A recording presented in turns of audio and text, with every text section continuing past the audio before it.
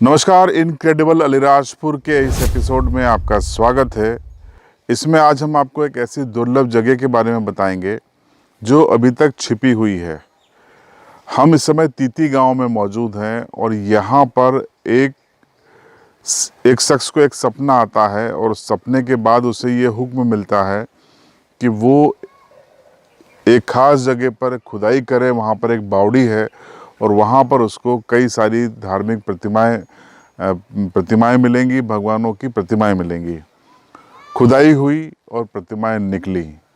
पुरातत्व विभाग को इसकी कोई जानकारी नहीं है, सरकार को इसकी कोई जानकारी नहीं है, लेकिन ये जानकारी आपको जानना बेहद ज़रूरी है। आइए मेरे साथ और जानते हैं तीती के इस खास धार्मिक स्थल को।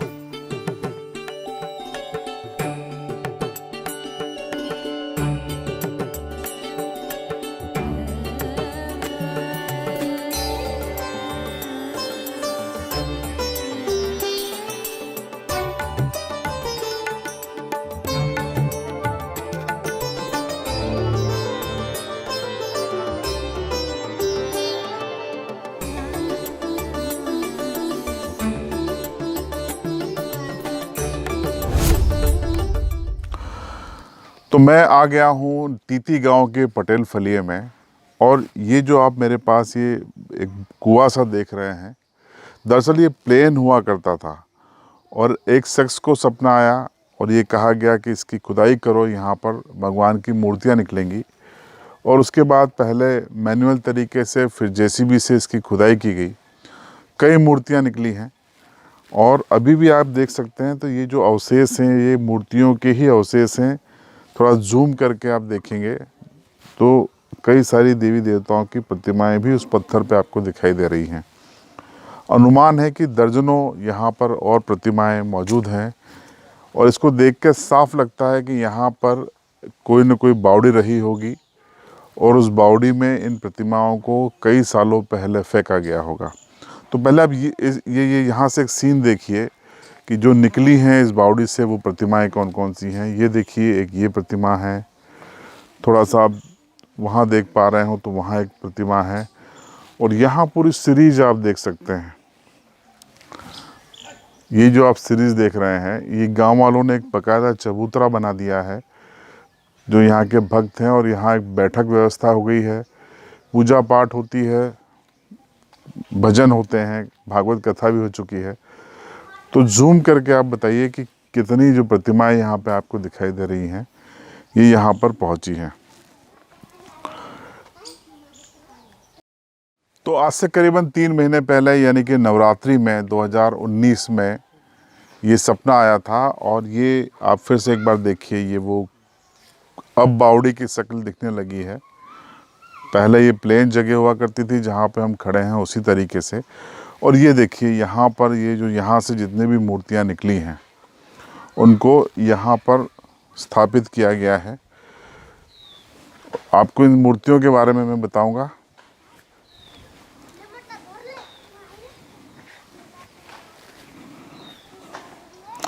ये जो मूर्ति आप देख रहे हैं ये गणेश जी की मूर्ति है। हिंदू संस्कृति में प्रथम देव माने जाते हैं।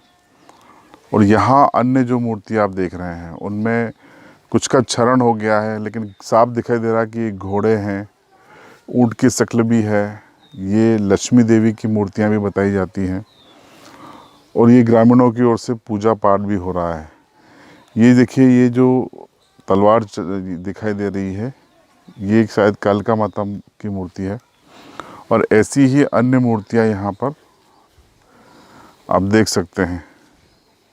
हनुमान जी की ये मूर्ति है, बाकायदा पूजा पाठ भी यहाँ पे होता है। ऐसे पिलर भी यहाँ पर मिले हैं जिस पे किसी न किसी देवता का चित्र अंकित है। और ये जहाँ मैं खड़ा हूँ ये चबूतरा बना दिया है ग्रामीणों ने। यहाँ बैठ के वो भक्ति भाव पूजा पाठ करते हैं। ये यज्ञ वेदी भी यहाँ पर एक बनाई गई है, यहाँ बाकायदा हवन भी होता है। थोड़ा सा इतिहास की ओर मैं आपको ले जाना चाहूँगा। इतिहास ये है कि इसकी स्पष्ट धारणाएं नहीं है, स्पष्ट इतिहास नहीं है, लेकिन ये माना जाता है कि महमूद गजनवी ने, जिसे कि मूर्ति भंजक भी कहा जाता है, उसने सन 1000 से लेकर 1026 के बीच में भारत में 17 बार हमले किए थे और उसके निशाने पे भारत के मंदिर हुआ करते थे।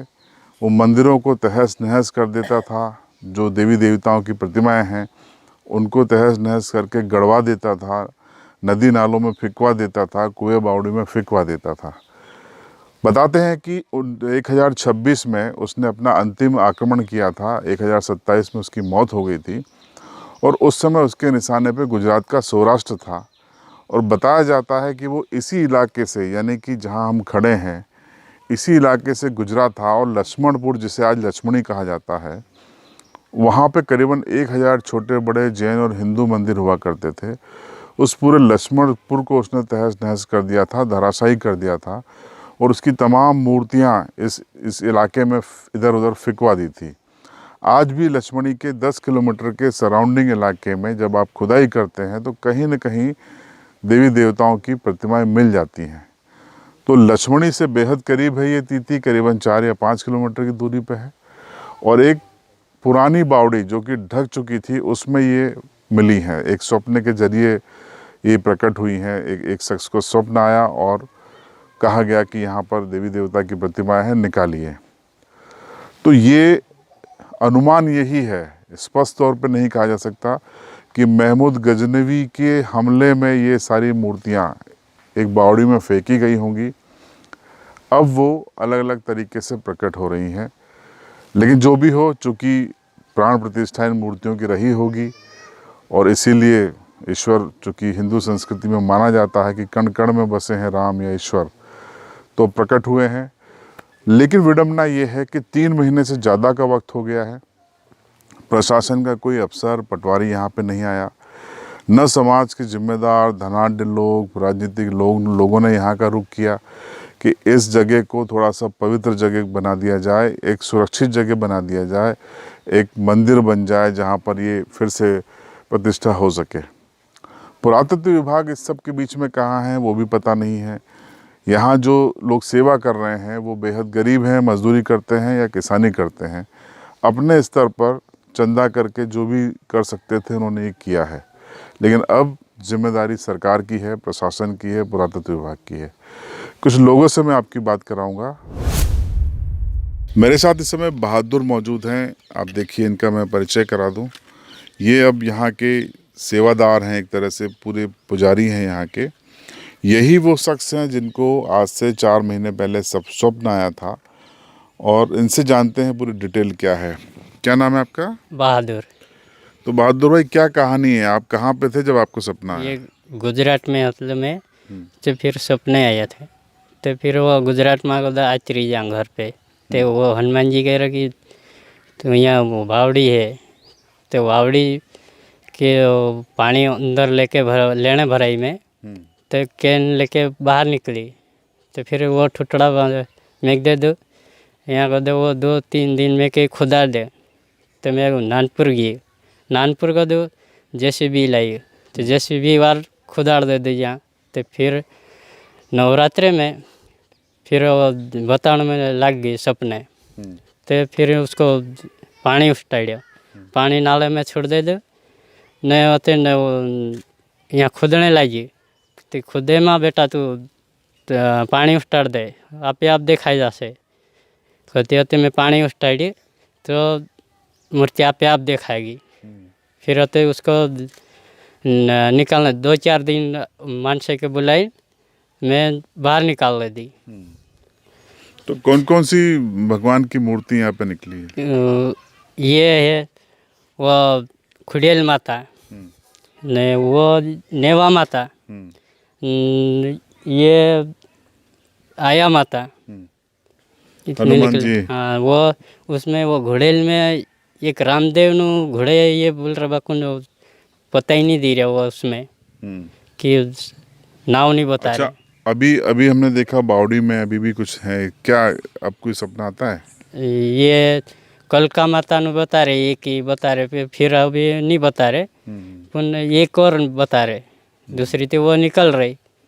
तो अब यहाँ पे क्या पूजा पाठ वगैरह होती है? पूजा पाठ होती है, सुबह शाम। और ये चबूतरा किसने बनवाया, कैसे? ये वो મેં જ બનાવ્યા ગામમાં ચંદ લેने गई तो चंद पाड़ के यहाँ उठला बना दिया उसका। फिर ने पूजा पाठ चालू रखे रहे सुबह शाम। तो ये वो शख्स थे जिनको सपना आया था और उन्होंने अपनी पूरी बात बताई है। अभी भी जो बावड़ी है उसकी अगर खुदाई हो पुरातत्व विभाग द्वारा व्यवस्थित तरीके से, तो इनका कहना है कालिका माता मंदिर की प्रतिमा और है, लेकिन हमको जो अवशेष दिखाई दे रहे हैं उसमें काफ़ी कुछ और मिलने की संभावना है। अपने राज्य का गौरव हो सकता है ये स्थान, लेकिन ज़रूरत है जागने की सरकार की, पुरातत्व विभाग की। तो तिती गांव के कुछ और लोग यहाँ पे मौजूद हैं इस स्थल पे, उनसे हम बात करेंगे। क्या नाम है आपका? मेरा नाम हेमर सिंह डावर है, मैं ग्राम तिती का रहने वाला हूँ।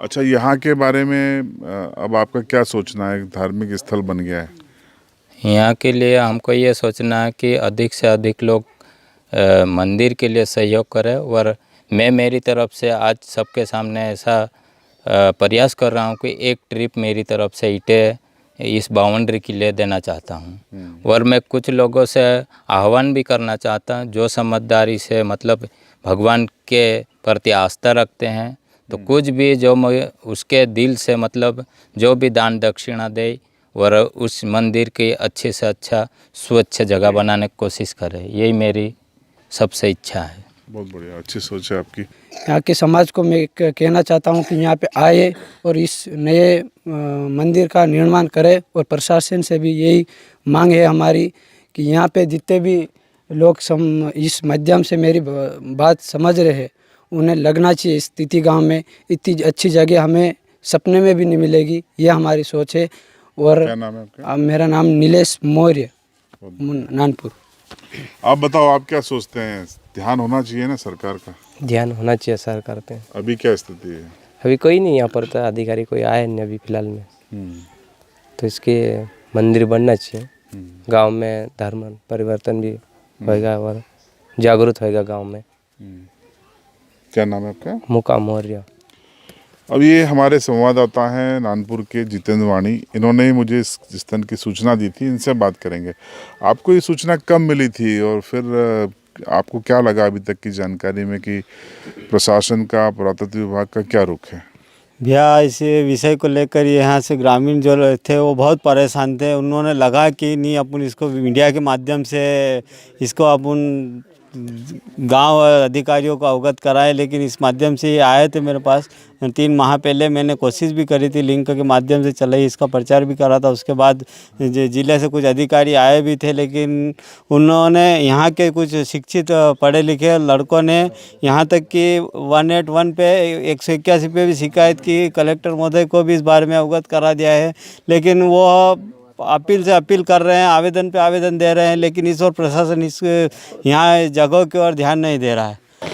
तो आपने देखा कि एक मंदिर अयोध्या में, राम मंदिर जो जन्म स्थल है, वहाँ बनाने के लिए 70 साल तक देश लगा रहा, तंत्र लगा रहा, सियासत भी बहुत हुई। भगवान यहाँ भी हैं, लेकिन ध्यान नहीं है। कब जागेगा प्रशासन, कब जागेगी जनता, कब जागेंगे जिम्मेदार, ये एक बड़ा सवाल है। तो आज के इनक्रेडिबल अलीराजपुर में इतना ही। अगले फिर किसी सफ़र में चलेंगे और आपको बताएंगे अलीराजपुर ज़िले के रोचक स्थल। बने रहिएगा अलीराजपुर लाइव के साथ।